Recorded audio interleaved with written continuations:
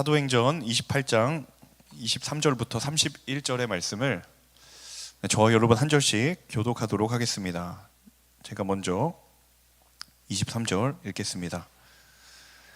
그들이 바울을 만날 날짜를 정하고 많은 사람들이 그의 숙소로 찾아왔습니다. 그는 아침부터 저녁까지 그들에게 하나님 나라에 대해 증언했고 모세의 율법과 예언서들로부터 예수에 관해 설득시키려고 했습니다. 어떤 사람들은 바울의 말을 믿었지만 믿지 않는 사람들도 있었습니다. 그들이 서로 의견이 엇갈린 채 떠나려 하자 바울이 한마디 덧붙였습니다. 성령께서 예언자 이사야를 통해 여러분의 조상들에게 하신 말씀이 옳습니다. 이 백성들에게 가서 말하라. 너희가 듣기는 들어도 깨닫지 못하고 너희가 보기는 보아도 알지 못할 것이다. 이 백성들의 마음이 무뎌지고 귀는 듣지 못하고 눈은 감겨 있다. 이는 그들이 눈으로 보고 귀로 들으며 마음으로 깨닫고 내게 돌아와 고침을 받지 못하게 하려는 것이다. 그러므로 여러분은 하나님의 구원이 이방 사람들에게로 갔다는 것을 알아야 합니다.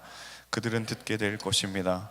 바울은 만 2년 동안 자기 셋집에 머물면서 자신에게 찾아오는 모든 사람을 맞아들여 함께 읽습니다. 어떠한 방해도 받지 않고 담대하게 하나님 나라를 선포하고 주 예수 그리스도에 관한 것을 가르쳤습니다. 아멘. 제가 온누리 교회에 처음 온 때가 2013년 여름이었습니다. 딱 요맘때였거든요. 제가 그 처음 면접을 보러 서빙고역에 내려서 서빙고역 다리 있잖아요. 기차 길 위에 있는 다리를 건너오는데 너무 더운 거예요. 그래서 이렇게 면접을 이제 보기 전이다 보니까 제가 이 교회에 사역을 할 수 있을지 없을지도 사실은 결정되지 않았던 터라서 그런지 굉장히 투덜거리며 이 동네는 왜 이렇게 더운 거야 이러면서 그러면서 왔던 기억이 있습니다. 제가 용산에 와본 적이 별로 없었거든요. 그 전까지만 해도. 더군다나 이제 제가 여러분처럼 청년의 신분으로, 그러니까 교역자가 아닌 청년의 신분으로 저는 온누리 교회에 온 적이 단 한 번도 없었습니다. 그러다 보니까 이 교회에 대해서 전혀 아는 바가 없었어요.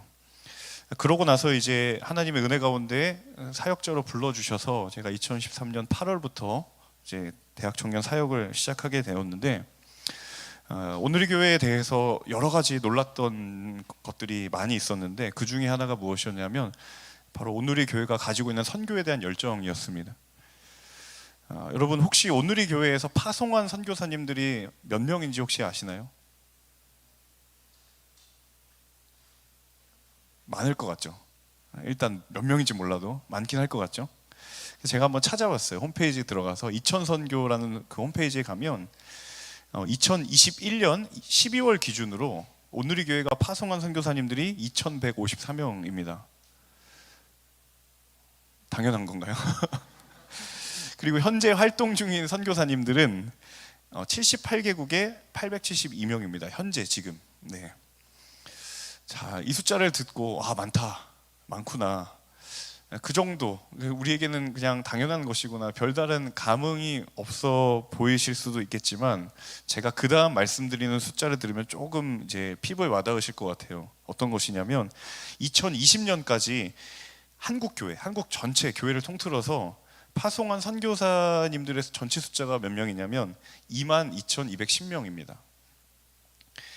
그러니까 온누리 교회가 파송한 선교사 숫자가 2,154명인데 한국 교회 전체가 파송한 숫자가 22,210명이라는 거예요. 그러니까 산술적으로 계산하면 이 한국 교회 한 나라 전체의 선교사 파송 숫자 중에 10분의 1을 한 교회가 담당하고 있는 거예요. 조금 놀랍지 않나요? 네.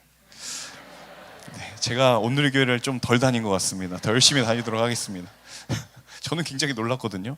한국 교회 전체가 감당하고 있는 숫자의 11조를 한 교회가 지금 담당하고 있는 거예요. 더 놀라운 사실은 뭐냐면 온누리 교회는 선교하기 때문에 가난한 교회입니다. 온누리 교회가 되게 큰 교회잖아요. 소위 말하는 대형 교회입니다. 당연히 재정이 풍부할 것으로 생각하지만 우리 교회는요, 교회의 1년 예산을 모두 다 소진합니다. 근데 그 중에 가장 많은 비율이 선교의 비율이에요. 선교하기 때문에 1년 예산을 남기지 않고 다 사용합니다. 선교해야 하기 때문에 세워진 교회이고 그리고 하나님께서 온누리 교회에 주신 사명이 선교이기 때문에 그렇다라는 것이죠. 자, 올 여름 우리 공동체가 이제 긴 팬데믹의 시기를 지나고 이제 오랫동안 닫혀 있었던 아울리치의 문이 열렸습니다. 이제 오늘 아까도 우리 베트남 아울리치 팀을 파송하면서 이제 본격적으로 우리 하늘 공동체 아울리치가 시작이 될 텐데, 제가 오늘 말씀을 준비하면서 선교에 관한 이야기를 좀 나눠야 되겠다라는 생각이 강하게 들었습니다. 아울리치를 본격적으로 시작하면서 이 선교에 관한 한 가지 우리가 좀 생각해 볼 만한 질문이 있습니다. 그것은 무엇이냐면, 이 선교라는 것이 단지 특정한 어떤 교회에 주신 하나님의 부르심인가? 그 중에서도 뭐 온누리 교회라고 하는 그런 어떤 특정한 교회에 주신 비전 부르심인가? 선교라는 것이 그럴 만한 상황이나 어떤 여건이 갖춰진 사람에게만 해당되는 이야기인가? 선교라는 것이 파송을 받는 선교사님들에게만 해당되는 이야기인가? 우리 얼마 전에 카운트다운 앙케이트 설문조사할 때 그 질문이 있었잖아요. 제가 왜 이런 질문을 여러분에게 던지는가 하면, 많은 사람들이 선교라는 것에 대해서 생각을 할 때 어떤 특별한 소명을 가진 누군가에게 국한된 것이다라는 생각을 하는 경우들이 굉장히 많기 때문입니다. 마치 목회자가 특별한 소명을 받아야 된다라고 생각하는 것처럼 선교사 또한, 선교 또한 무언가 하나님의 특별한 소명을 받은 사람에게만 해당되는 이야기인가? 혹은 선교라는 것을 생각할 때 내가 하던 모든 것을 다 버려두고 가야 할 만큼 그런 엄청난 결단을 필요로 하는 것이 선교가 아닌가? 흔히 우리 안에 이런 생각들이 문득 들 때가 있다는 거죠. 그런데 성경을 읽다 보면 놀랍게도 그렇지 않다라는 것을 발견하게 됩니다. 성경에서의 선교는 한 사람이 하나님을 만나고 그 사람이 그리스도인으로 살기로 결단하고 자신의 인생이 하나님이 주인이심을 경험한 사람, 그 복음을 경험한 사람이라면 누구도 예외 없이 그 하나님의 선교의 부르심 가운데 서게 된다라는 사실입니다. 여러분, 그리스도인은 모두가 하나님의 나라를 위하여 부름받은 사람인 줄로 믿습니다. 그리스도인들은 이 땅에 하나님의 나라를 세우기 위해 부름받은 존재인 줄로 믿습니다. 그렇다라고 한다면 우리 모두가 한 명도 예외 없이 하나님의 그 부르심 앞에 서게 될 텐데, 오늘 아울리치를 이제 본격적으로 시작하면서 바로 이 이야기를 함께 여러분과 나누고자 합니다. 오늘 우리가 함께 나눌 이 본문 사도행전은 바로 그것에 대한 하나님의 메시지인데요, 잘 알고 계신 것처럼 오늘 본문은 사도행전 마지막 장 마지막 부분에 해당하는 이야기입니다. 대략적인 스토리는 이러합니다. 사도 바울이 이제 예루살렘 성전을 방문했어요. 유대인들이 바울을 보고 이 사람 잡아야 된다라고 이제 건의하면서 로마 군대에 체포당하는 일이 일어납니다. 그 졸지에 바울이 이제 죄인의 신분이 되었잖아요. 바울이 자신을 변호해야 되는데 이 유대인 회당에서는 자신 스스로를 변호하는 것이 굉장히 불리했던 거예요. 그래서 바울 자신이 가지고 있는 이 로마 시민권이라는 카드를 꺼내듭니다. 그래서 내가 로마 시민이다라고 이야기하면서 총독 앞에 내가 로마로 가서 나의 무죄를 입증할 수 있도록 나를 로마로 보내달라고 이야기를 하게 되죠.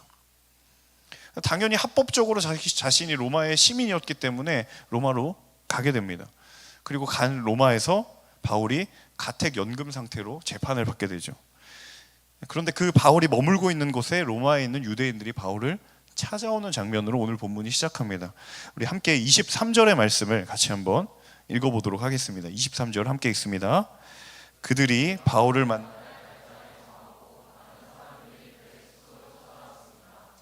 그는 아침부터 저녁까지 그들에게 하나님 나라에 대해 증언했고 모세의 율법과 예언서들로부터 예수에 관해 설득시키려고 했습니다. 자, 23절 앞부분에 보면 그들이 바울을 만날 날짜를 정하고 바울을 찾아왔다 이렇게 되어 있어요.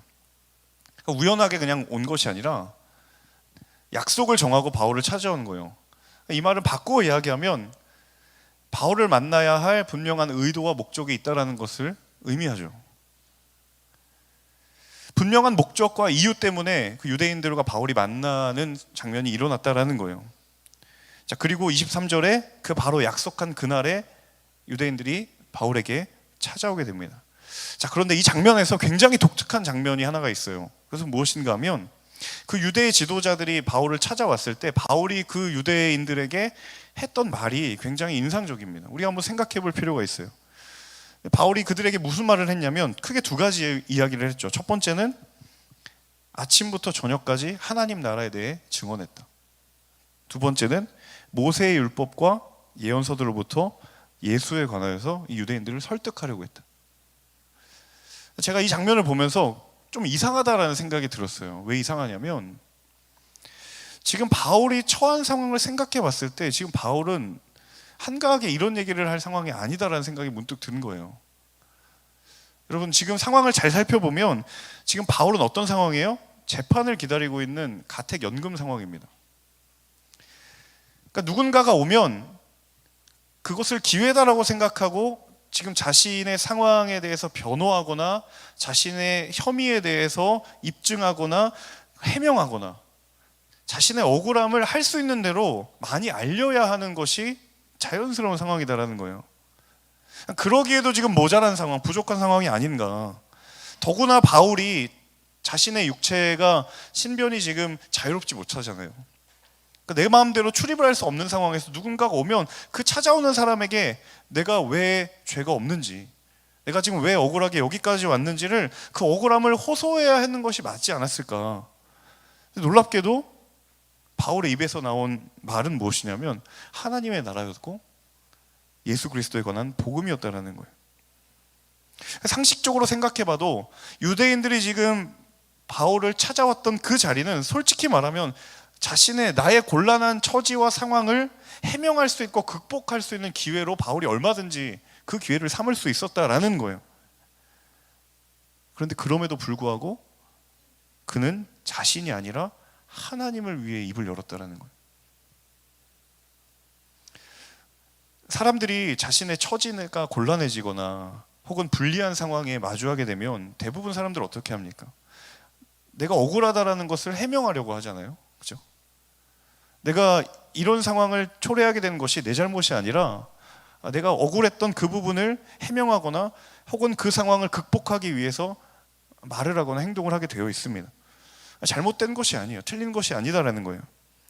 그런데 바울의 모습을 통해 하나님께서 우리에게 도전을 주시는 한 가지 사실이 무엇이냐면 그런 우리의 삶의 상황과 그 삶 속에서 정말로 하나님이 드러나고 있는가? 내 삶의 자리에 나를 위한 흔적으로 가득 채워 있는가? 아니면 예수의 흔적으로 채워져 있는가? 그래서 여러분, 선교라는 것은 예수의 흔적을 새기는 삶과 동일하다라는 거예요. 선교라는 것은 예수의 흔적을 새기는 삶이에요. 바울이 신변이 자유롭지 못한 상황 속에서도 하나님 나라를 전하고 예수를 전했던 까닭이 무엇이냐면 자신의 삶에 주님의 흔적이 새겨져 있었기 때문이에요. 내가 내 몸에 예수의 흔적을 지녔노라라고 바울이 말하는 것처럼 내 삶의 가치가 주님이시고 내 인생의 방향이 주를 향해 있었기 때문에 내 삶의 모든 상황 속에서 그 흔적이 드러나게 되어 있다는 거예요. 여러분, 사도 바울이 옥에 갇혔을 때 썼던 편지를 옥중서신이라고 하지 않습니까? 그 옥중서신 가운데 빌립보서가 있는데 그 빌립보서에서 바울이 이렇게 고백을 합니다. 우리 빌립보서 1장 12절에서 14절 같이 한번 읽어보겠습니다. 시작. 형제들이여, 내가 당한 일이 오히려 복음의 진보를 가져온 사실을 여러분이 알기 바랍니다. 내가 이렇게 사슬에 매인 것이 온 친위대와 다른 모든 사람에게 그리스도 안에서 분명히 드러나게 돼 많은 형제들이 내가 매임으로 인해서 주를 신뢰함으로 두려움 없이 더욱 담대하게 하나님의 말씀을 전했습니다. 바울이 틈만 나면 복음 전하는 사람이었거든요. 이 지금 빌립보서 1장의 장면을 한번 상상해 보세요. 바울이 옥에 갇혀 있어요. 그 소식을 들은 아마 바울의 동역자들이 그런 생각을 하지 않았을까? 아, 이제 좀 힘들겠구나. 이제 신체적으로 자유롭지 못했기 때문에 이제 사역이 멈출 수밖에 없겠구나. 그런데 바울의 생각이 전혀 달랐던 거예요. 12절에서 바울이 뭐라고 이야기합니까? 갇힌 상황에서 지금 이렇게 얘기하죠. 내가 당한 일이 오히려 복음의 진보를 가져왔다. 무슨 의미입니까? 내가 감옥에 갇혔다고 복음을 전하지 못할 거라고 생각하는가? 절대로 그렇지 않다라는 거예요. 바울이 감옥에 갇혔을 때 그 옥을 지키는 간수들이 있었을 거 아닙니까? 그렇죠? 자, 옥문 앞에 간수를 그 자신을 지키고 있는 간수를 바라보고 바울이 뭐 했을 것 같으세요? 주 예수를 믿으라, 그리하면 너희 집이 구원을 받으리라. 듣든지 말든지 계속 얘기하는 거예요. 찬송을 부르고 성경을 말하고. 간수는 바울을 지켜야 되니까 떠날 수는 없고 듣기 싫은 얘기 계속하고 있는데 거기 있어야 되는 거예요. 듣든지 안 듣든지 계속 얘기하는 거예요. 바울이 또 율법을 통째로 외운 사람 아니겠습니까? 구약에서부터 주르르르르 얘기하면은 간수가 고문을 당하는 거죠. 분명히 옥에 갇혀 있는 사람은 바울인데 옥을 지키고 있는 사람이 고문을 당하고 있는 거예요. 주의 말씀을 계속 얘기하고 찬송하고 기도하니까. 내가 갇혀 있는 상황에서도 너희들은 복음의 문이 닫혀 있을 거라고 생각하지만 오히려 그 일이 복음의 진보를 가져왔다라고 바울이 이야기하는 거예요. 왜요? 내 삶에 새겨져 있는 이 예수의 흔적이 드러날 수밖에 없다라는 거예요. 내가 그리스도의 장성한 분량에 충만한 데 이르기까지 내가 끝까지 걸어가겠다라는 바울의 고백이 있고, 그리스도의 형상을 이루기까지 해산하는 수고를 아끼지 않겠다라는 바울의 고백이 있기 때문에 바울은 어디에서든지 자신 있는 거예요. 여러분, 저와 여러분의 삶에는 어떤 흔적이 새겨져 있습니까? 여러분의 언어에는 어떤 흔적이 새겨져 있습니까? 그 언어 가운데 주님 성품을 닮은 온유한 언어가 있습니까? 자기를 부인하고 주님의 가치관이 담겨져 있는 언어가 있습니까? 또 여러분의 생각과 여러분의 가치관은 어떠한 흔적이 새겨져 있습니까? 혹시 예수를 알지 못하는 사람과 다를 바 없는 가치관이 내 삶의 흔적으로 새겨져 있는가? 아니면 그보다 더한 인생의 방향성을 가지고 살고 있지는 않습니까? 여러분, 솔직하고 정직하게 우리 스스로의 삶을 말씀 앞에 비추어 보기를 원해요. 여러분, 주일을 제외한 평일에 여러분의 삶은 이 예배의 자리와 얼마나 맞닿아 있습니까? 여러분, 지금 우리가 예배를 드리고 이제 이 공간을 나가면서 세상 가운데 나아갈 때 여러분, 저 여러분의 삶은 얼마나 예수를 닮아가려고 하고 있습니까? 선교는 거창한 이미지가 아닙니다. 게다가 특별한 소명, 특별한 부르심을 받은 사람에게 국한된 이야기도 아닙니다. 왜 그리스도인이라면 누구나 그 하나님의 부르심 앞에 서야 하는가? 바로 그 이유가 여기 있다는 거예요. 여러분, 그래서 아울리치는 여러분이 평소에 새겨져 있었던 그 주님의 흔적을 흘려보내는 거예요. 다만 그 통로가 우리 팀이 준비하고 있는 사역이고, 그리고 우리 팀이 준비하고 있는 프로그램들일 뿐이에요. 그 통로를 통해 여러분의 흔적이 흘러가게 되어 있는 거예요. 그래서 팀마다 사역을 잘 준비하는 것뿐만 아니라 더없이 중요한 것은 영적인 준비가 필요한 거예요. 우리 한 사람 한 사람이 영적으로 준비되어야 하고 팀이 준비되어야 한다는 거예요. 여러분, 내 삶이 그리스도의 형상을 닮아가면 닮아갈수록 그런 우리의 삶을 통해 세상 가운데 하나님의 나라가 선포될 줄로 믿습니다. 여러분, 저와 여러분의 삶을 구원하시고 유일한 소망 되시고 생명 가운데 우리를 이끄신 주님의 선명한 흔적이 올 여름 우리의 팀의 섬김과 그리고 나의 섬김을 통하여 온전히 드러나게 되는 역사가 일어나기를 주님의 이름으로 축원합니다.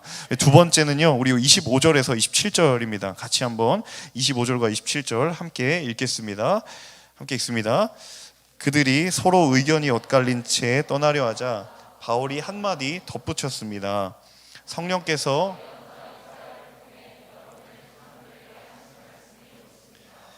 이 백성들에게 가서 말하라. 너희가 듣기는 들어도 깨닫지 못하고 너희가 보기는 보아도 알지 못할 것이다.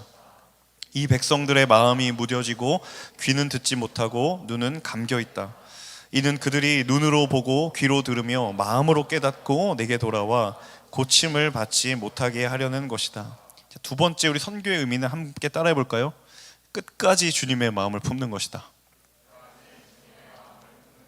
네, 우리 힘차게 다시 한번요. 선교란 끝까지 주님의 마음을 품는 것이다. 자, 바울이 자신을 찾아온 유대인들을 향하여서 하나님 나라와 예수 그리스도를 선포했을 때 그들의 반응이 뭐였냐면 25절에 서로 의견들이 엇갈렸다라고 성경에 표현을 하고 있어요. 심지어 그 앞구절인 24절을 보면 바울의 말을 믿는 사람도 있었고 믿지 않는 사람도 있었다라고 이야기를 해요. 그들 사이에 혼란이 일어났던 거죠. 자, 그런 혼란스러운 가운데 그들을 바라보면서 바울이 구약의 이사야의 예언의 말씀을 이야기합니다. 너희가 듣기는 들어도 듣지 못하고 깨닫지 못하고 보기는 보아도 알지 못하고 너희 마음이 무뎌져서 귀는 듣지 못하고 눈은 감겨져 있다. 바울이 굉장히 세게 얘기한 거잖아요. 약간 바울이, 저는 겁이 없는 것 같아요. 지금 바울이 옥에 갇혀 있잖아요. 지금 좋게 말해도 모자랄 판에 찾아온 사람한테 지금 너희들은 무슨 말 하는지 전혀 모른다. 듣기는 들어도 알지 못하고 다 귀머거리들이다. 눈먼 사람들이다. 누가 지금 갇혀있는 사람에게 누가 자유인인지 지금 구분이 안 될 정도로 바울이 세게 얘기한 것 같아요. 근데 바울이 이렇게 이야기한 까닭이 있어요. 바울이 전한 복음을 믿는 사람도 있었고 믿지 않은 사람도 있었는데 굉장히 센 소리거든요. 심지어 28절을 보면 유대인들은 복음을 거부했지만 하나님의 구원이 이방인에게로 갔다. 싸우자는 거잖아요. 지금 다 찾아온 사람들이 누구예요? 유대인들이잖아요. 너희들은 끝났어. 지금 이 얘기를 하고 있는 거거든요. 여러분, 설득의 기술 가운데 충격요법이라는 게 있잖아요. 상대를 설득시키려고 긍정의 이야기를 하는 경우도 있지만 반대로 정반대의 이야기를 하면서 상대가 극적으로 드라마틱하게 깨닫게 하는 방법들이 있잖아요. 저도 가끔 그런 대화의 기술을 쓸 때가 있는데 지체들하고 상담하다 보면 고민되는 순간이 있어요. 언제가 고민되냐면 내가 이 말을 들어줘야 될 것인가 아니면 들어야 할 말을 해줘야 할 것인가, 그런 갈등이 속에 있는 경우가 있습니다. 아직까지 저에게 그런 말 들어보신 분 없으시죠? 얘기를 듣다 보면요, 이런 생각이 드는 거예요. 동의를 해주고 공감을 해주는 게 그것만이 다 좋은 건가? 아니면 그래도 이 시점에는 들어야 할 말, 좀 듣기 싫지만 쓴소리를 해줘야 되는 것이 맞는 것이 아닌가? 근데 이게 잘 전달이 되기 위해서 중요한 전제가 있다면 그것은 아마도 그 상대를 향한 사랑과 진심으로부터 비롯된 말과 행동이어야 할 거예요. 그래서 함부로 하면 안 되죠. 내가 너에게 충격요법을 줄게 하면서 말 던졌다가 관계 다 깨지고. 네. 자신을 찾아온 유대인들을 향해서 바울이 이렇게 쓴소리를 한 바울의 진심이 뭐였겠습니까? 진짜 유대인들이 다 구원해서 탈락되기를 원하는 바울의 마음이었을까요? 아니죠. 하나님의 구원이 다 이방인에게로 갔다. 바울의 마음이 정말 진심이었을까요? 사실 바울은요, 유대인들은 늘 자신의 기도 제목이었어요. 끝까지 포기하지 말아야 돼요. 비록 내가 이방인의 사도로 부름받았지만 우리 동족 유대인들이 구원받는 것은 바울의 정말 마음 한켠에 있는 오랜 기도의 제목이었어요. 그래서 로마서에서 보면 바울이 이렇게 이야기를 하거든요. 로마서 10장 1절 같이 한번 읽어보겠습니다. 함께 읽습니다. 형제들이여, 내 마음의 소원과 이스라엘을 위해 하나님께 기도하는 것은 그들이 구원을 받는 것입니다.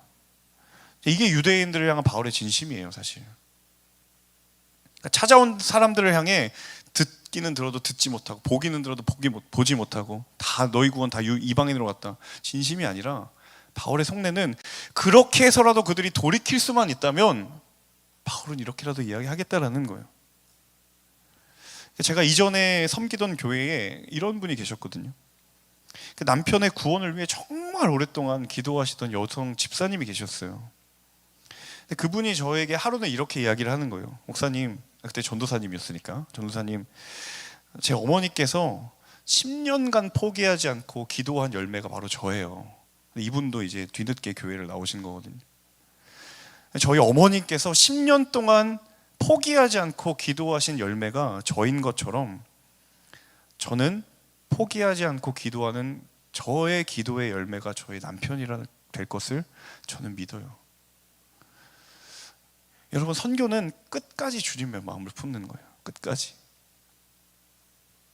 그래서 선교는 우리 일상의 자리에서도 다 적용이 됩니다.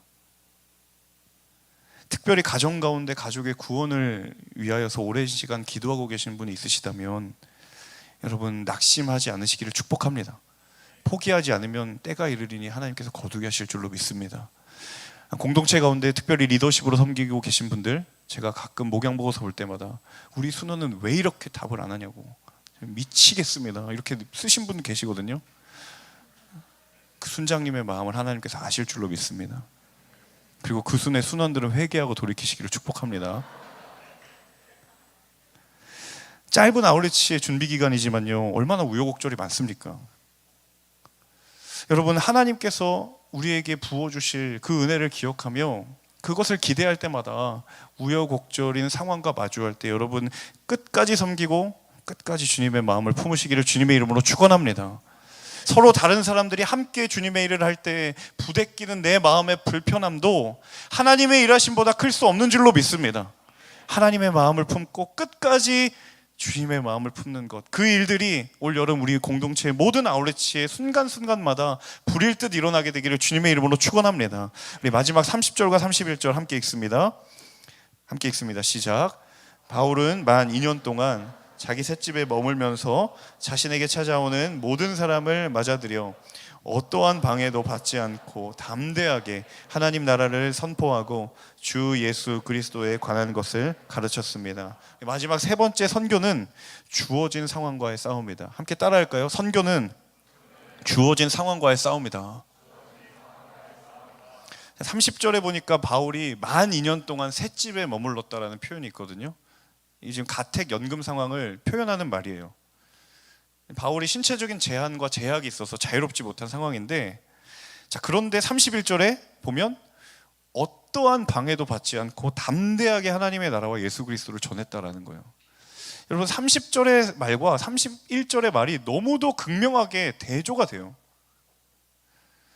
저는 이 부분을 묵상할 때마다 이 사도행전을 기록한 누가가 굉장히 의도적으로 이 표현을 서술했다라고 생각이 들어요.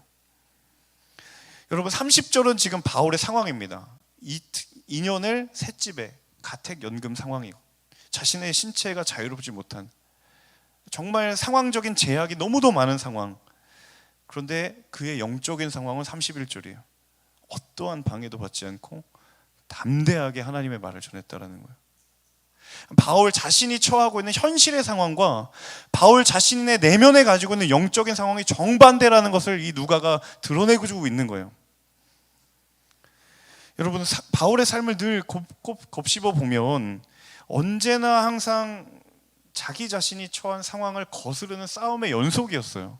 여러분, 생각을 해보세요. 다메섹에서 바울이 예수 그리스도 부활한 주님을 만난 그 이후부터 그가 단 한 번도 자신의 삶에 마주하고 있는 상황이나 환경에 단 한 번도 편승하거나 안주한 적이 없습니다. 오히려 그 상황과 환경이 내가 복음을 전하는데 걸림돌이 생각된다고 한다면 다 뛰어넘기를 원했어요. 자, 고린도후서에서 바울이 이렇게 고백을 하거든요. 자, 고린도후서 6장 9절에서 10절 우리 마지막으로 함께 읽어보도록 하겠습니다. 함께 읽습니다. 무명한 사람 같으나 유명하고 죽은 사람 같으나 보십시오. 살아 있습니다. 우리가 징벌을 받는 사람 같으나 죽임을 당하지 않고 근심하는 사람 같으나 항상 기뻐하고 가난한 사람 같으나 많은 사람을 부유하게 합니다. 아무것도 없는 사람 같으나 모든 것을 가진 사람입니다. 바울이 자기의 자신의 삶을 되돌아볼 때마다 나는 무명한 사람이었고 죽은 사람 같았고 징벌받는 사람 같았고 근심하는 사람 같았다. 하지만 하나님께서 내게 주신 영적인 정체성은 무명한 사람이 아니라 유명한 사람이었고 죽은 사람이 아니라 살아있는 사람이었고 근심하는 사람이 아니라 항상 기뻐하는 사람이었다. 여러분, 바울에게 복음을 전할 만한 상황이 주어진 적이 언제입니까? 과연 언제입니까? 언제 바울에게 복음을 전할 만한 그런 합당한 상황이 주어진 적이 언제입니까? 거의 없었어요. 늘 그러지 못할 상황, 불가능해 보이는 상황, 안 될 것처럼 보이는 상황, 바울에게는 늘 그런 상황이었어요. 근데 그 상황 가운데 바울이 복음을 전했어요. 상황이 충족되어서 바울이 복음을 전했던 적은 거의 없었다라고 해도 무방합니다. 오히려 장애물이 있었고 상황이 녹록치 않았던 적이 대부분이었어요. 우리도 마찬가지 아닙니까? 하나님이 나를 부르신 자리만 떠나면 내 삶이 여유가 있고 좀 숨 쉴 틈이 있고 내가 지금 고민하는 고민이 조금 해소될 것처럼 생각합니다. 섬김의 자리를 떠나 있기만 하면 내 상황이 편해질 거다라고 생각합니다. 근데 여러분, 정말 그러한가? 내 삶이 너무 바쁘니까 부르신 자리를 내려놓거나 떠나면 진짜 내 삶이 나아지나? 여러분, 부르신 자리가 내 삶을 힘들게 하는 것일까요? 그게 정말 맞다면 지금 바울이 말하는 이 고백들은 다 거짓말이에요. 아니면 바울이 정신 나간 사람이거나 둘 중에 하나겠죠. 여러분, 복음의 능력은 누가 봐도 어려운 상황 속에서도 소망을 발견하게 하는 능력이 있는 줄로 믿습니다. 여러분, 그래서 여러분의 시간과 여러분의 재정을 들여 아울러치 가는 것 아니겠습니까? 상황이 마련됐다라고 한다면 누구도 거기에 쉽게 결단했겠죠. 하지만 그 상황이 주어진다라고 하나님의 부르심 앞에 서는 것은 아니기 때문에, 그렇기 때문에 하나님께서 우리의 헌신을 가장 기뻐하실 줄로 믿습니다. 여러분, 하나님 나라의 능력은요, 정말 거기 떠나면 편해질 것처럼 보이는 그 부르심 자리, 거기에서 진짜 평안을 발견하게 되는 것인 줄로 믿습니다. 여러분, 오늘 이 복음의 능력을 살아가는 삶을 살아가십시오. 여러분, 이 하나님의 나라의 복음의 능력을 살아가는 삶을 살아가시기를 주님의 이름으로 축원합니다. 여러분, 헬라어 신약성경 기준으로 사도행전의 맨 마지막 단어가 뭔지 아세요? 바로 거침없이라는 단어입니다. 콜루토스라는 헬라어인데, 이게 무슨 말이냐면 어떠한 방해나 장애물이 없다라는 뜻이에요. 이게 헬라어 기준의 성경의 마지막 단어예요. 사도행전에 거침없이 이렇게 끝나요. 그냥 우리 어순하고는 다르죠. 그냥 거침없이 사도행전 끝. 어떠한 방해나 장애물이 없다. 여러분, 곰곰이 생각해 보면 진짜 장애물이 없습니까? 방해가 없습니까? 지금 바울이 복음 전하는데 장애물이 없고 방해가 없습니까? 지금 바울 무슨 상황이라고 해요? 감옥에 갇혀 있다라고요. 여전히 존재하고 있고 그 장애물, 그 방해 앞으로 더할 수도 있다는 것을 바울이 알고 있었어요. 근데 왜 굳이 성경은 거침이 없다라고, 방해가 없다고, 장애물이 없다라고 이야기합니까? 바울을 어두운 가운데서 구원해내신 그 예수의 복음의 능력 때문이 아니겠습니까? 그래서 전할 수밖에 없는 줄로 믿습니다. 그래서 담대하게 되는 줄로 믿습니다. 여러분, 가야 할 곳에 가는 이 여름 되기를 주님의 이름으로 축원합니다. 전해야 할 것을 전하는 결단이 있기를 주님의 이름으로 축원합니다. 하나님께서 우리 공동체를 통해 이 여름에 주의 복음을 전하려 하실 때에 하나님의 놀라운 역사를 이루실 줄로 믿습니다. 선교지와 교회가 살아나고 이 땅에 주의 복음이 드러나고 그 예수의 흔적이 드러나는 거룩한 복된 여름이 되시기를 주님의 이름으로 축원합니다. 우리 시간 함께 결단하며 이 찬양 함께 부르기를 원하는데요, 하나님, 내가 결단하고 내가 주 앞에 다짐하는 그곳에 주의 그리스도의 계절이 오게 하시고 주의 십자가 능력의 흔적이 드러나는 그러한 이 계절 되게 하여 달라고 우리 함께 주신 말씀 기억하며 또 우리의 마음 가운데 주님의 음성을 초청하며 함께 찬양하며 나아가도록 하겠습니다.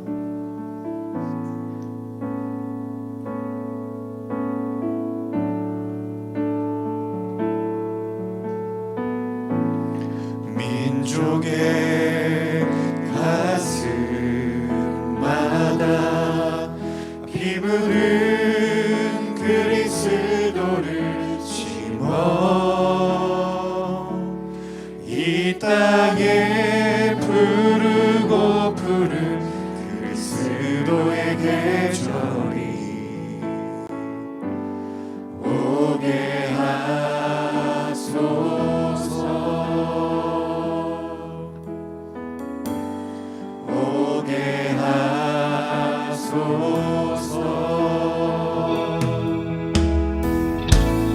이 땅에 하나님의 나라가 이루어지게 하옵소서. 모든 사람의 마음과 교회와 가정에 하나님 나라가 임하게 하여 주소서. 주의 청년들이 예수의 꿈을 꾸고 인류 구원의 환상을 보게 하소서. 한 손에 몸을 들고 한 손에 사랑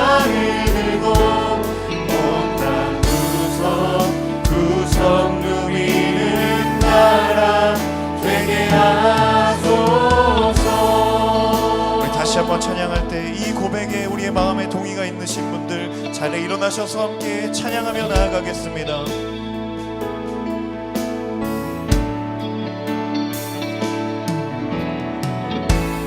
민족의 가슴마다 피 묻은 그리스도를 심어 이 땅에 부르고 부른 그리스도의 계절이 오게 하소서 오게 하소서. 이 땅에 하나님의 나라가 이 땅에 하나님의 나라가 이뤄지게 하옵소서. 모든 사람의 마음과 모든 사람의 마음 교회와 가정에도 가정에도 하나님 나라가 임하게 하여 주소서. 주의 청년들이 예수의 꿈을 꾸고 인류 구원의 환상을 보게 하소서. 한 손에 복음 들고 한 손에 사랑을 들고 온 땅 구석 누비는 오 주님, 우리가 주의 부르심 앞에 달려나가기를 원합니다. 주의 청년들이 예수의 꿈을 꾸고 인류 구원의 환상을 보게 하소서. 한 손에 복음 들고 복음 들고 한 손에 사랑을 들고 온 땅 구석 우리 함께 주의 나라가 이 땅 가운데 임하기를 선포하고 사모하며 다시 한번 고백하며 찬양합니다. 주의 청년들이 예수의 꿈을 꾸고 인류 구원의 환상을 보게 하소서. 한 손에 복음 들고 한 손에 사랑을 들고 온 땅 구석 누비는 나라 되게 하소. 주의 청년들이 예수의 꿈을 꾸고 인류 구원의 환상을 보게 하소서. 아멘 아멘.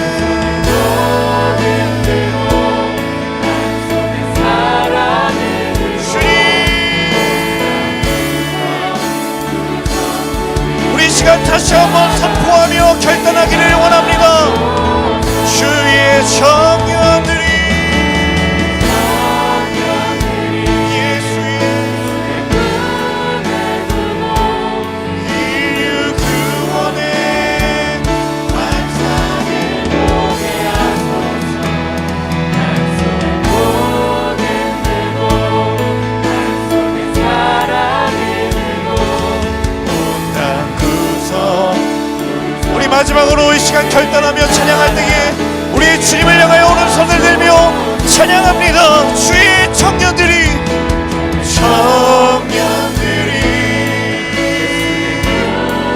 주님, 우리가 주의 구원의 역사를 보기를 원합니다. 환상을 보게 하소서. 한 손에 복음 들고 한 손에 사랑을 들고 온 땅 구석 누비는 나라 되게 하소서. 살아계신 하나님, 우리의 삶을 통해 하나님의 나라를 이루는 역사가 일어나게 하여 주시옵소서.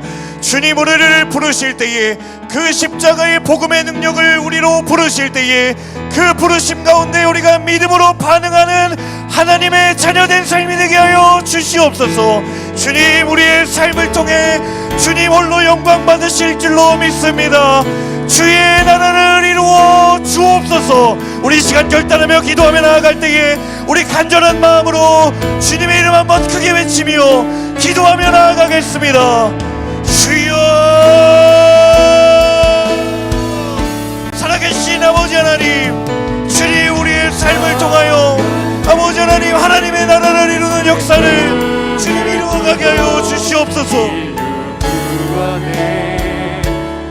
하나님, 우리의 삶을 통하여 하나님의 나라를 이루는 역사를 보게 하여 주옵소서. 주님, 우리의 부르신 자리를 믿음으로 걸어가며 하나님 순종함으로 주님 그 복음에 합당한 삶으로 주님 앞에 믿음으로 반응하며 나아가는 하나님의 자녀들, 하나님의 사람들 모두가 될 수 있도록 주여,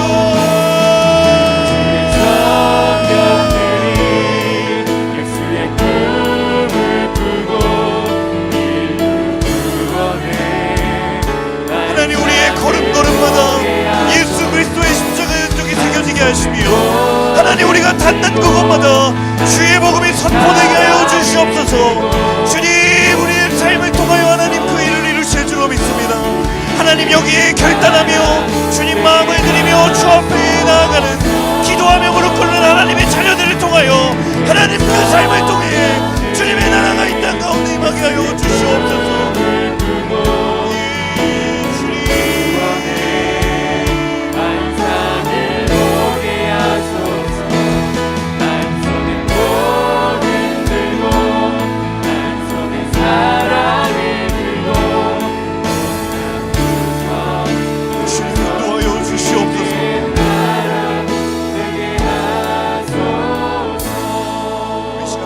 기도하며 나아갈 때 하나님, 이 땅 가운데 하나님의 나라가 임하는 그 능력의 역사를 우리가 보게 되기를 원합니다.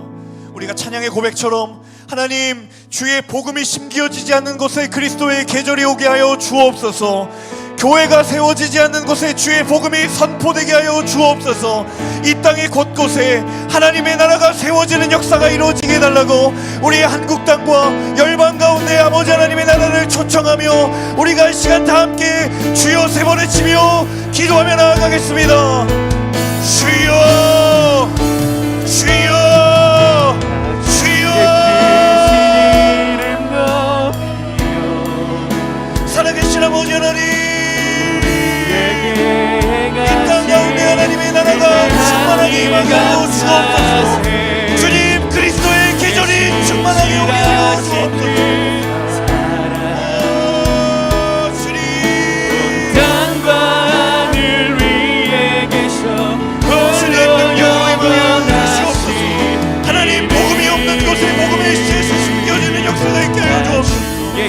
하나님을 대적하여 높아진 것에 주의 진리가 선포되는 역사가 있게 하여 주옵소서. 하나님, 교회가 세워지지 않는 것에 교회가 세워지고 복음이 선포되는 역사가 있게 하여 주옵소서. 주님, 주님의 일을 이루어 가시옵소서.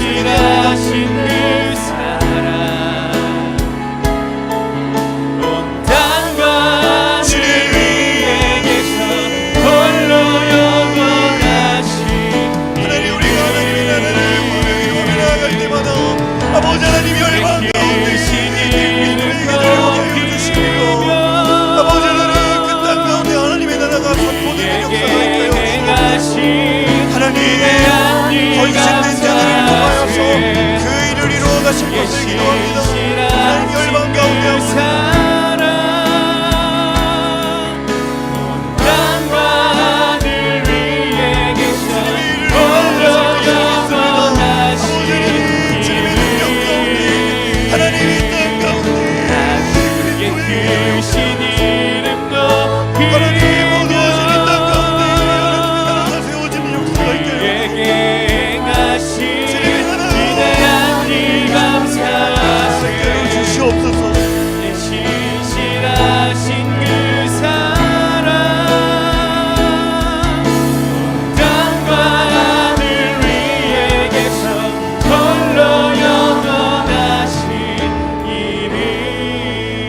다시 한번 마지막으로 기도할 때 여러분, 우리 공동체의 아울리치 팀들을 위해서 함께 기도하기를 원합니다.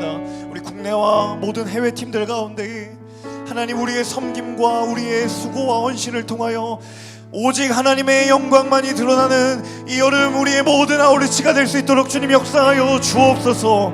주의 성령으로 하나 되게 하여 주옵소서. 말씀으로 충만케 하여 주시옵소서. 더 낮아지고 더 헌신하는 아우리치가 되게 하여 주옵소서. 우리 각자에 속한 아우리치 팀을 주님 손에 올려드리며 주의 은혜를 구하며 구할 때에 이 시간 두 손을 주님을 향하여 들며 우리 간절한 마음으로 주여 삼창으로 기도합니다. 주여 주여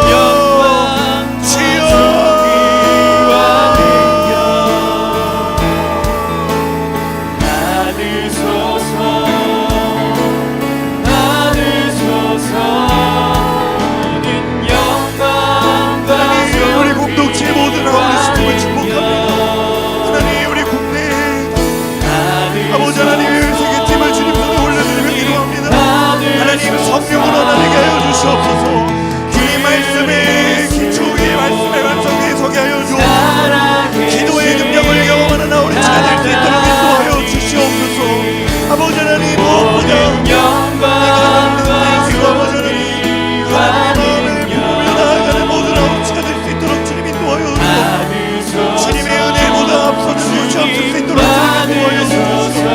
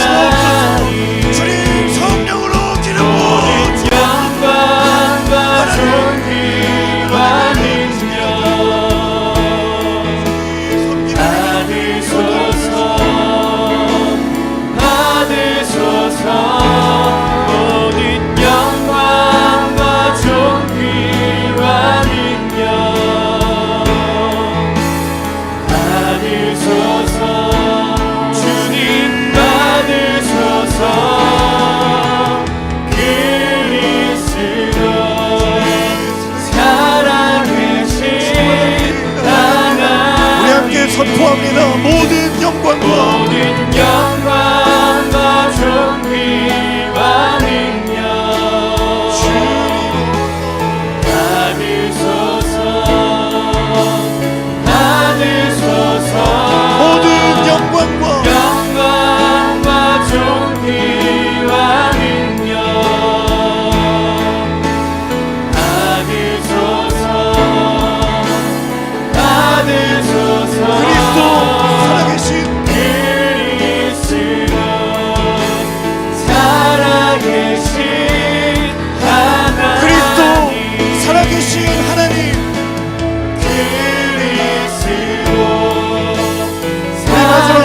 한번 고백할 때에 그리스도 살아계신 하나님, 그리스도 살아계신 하나님, 하나님께 감사와 영광의 박수 올려드립니다. 주님 홀로 영광 받아 주시옵소서. 주님 우리의 헌신과 우리의 찬양을 통하여 하나님만 높임을 받아 주옵소서. 아멘.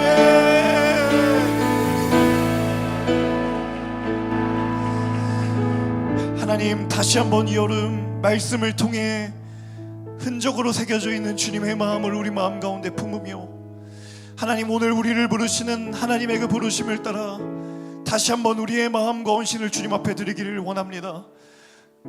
어떠한 상황 속에서도 예수 그리스도의 흔적으로 인하여서 다시 한번 일어설 용기가 있고 힘이 있고 능력이 있고 하나님 복음을 위해서라면 모든 것이 아깝지 않고 가장 귀한 가치가 있음을 알기에 전심으로 주 앞에 나아갔던 바울의 고백처럼 하나님 이 여름 우리 하늘 공동체를 부르신 자리로 부르시는 그 아버지 하나님의 음성 앞에 우리의 모든 것을 드리며 나아가는 우리가 될 수 있도록 주님 은혜를 더하여 주시옵소서. 하나님 부르신 그 계절에 우리의 의와 우리의 자랑이 아닌 하나님의 나라와 하나님의 의가 온전히 열방 가운데 선포되며 교회 가운데 드러나는 역사가 일어나게 하여 주시옵소서. 우리 공동체가 준비하고 있는 해외 3개 팀과 국내 5개 팀의 모든 아웃리치 팀들을 축복하여 주시고, 어느 팀도 하나님의 은혜 가운데 소외되지 아니하고 성령으로 하나 되어 기도로 무장하고 말씀으로 하나 되어 열방을 섬기고 교회를 살리고 선교사님들에게 새 힘을 불어넣는 거룩하고 복된 발걸음 될 수 있도록 주님 역사하여 주시옵소서. 이 여름 아울리치를 통하여 우리 하늘 공동체가 다시 한번 하나님 앞에 영적으로 일어나고 부흥하는 역사가 일어나게 하여 주시옵소서. 주님, 그리하여 하나님의 꿈, 하나님의 소망, 이 땅 가운데에 그리스도의 계절이 충만하게 임하는 거룩한 역사가 이 땅 가운데 일어나게 하여 주시옵소서. 그렇게 행하실 주님의 이름을 찬양하고 감사드리며 이 모든 말씀 살아계신 주 예수님의 이름으로 감사하며 기도합니다. 아멘.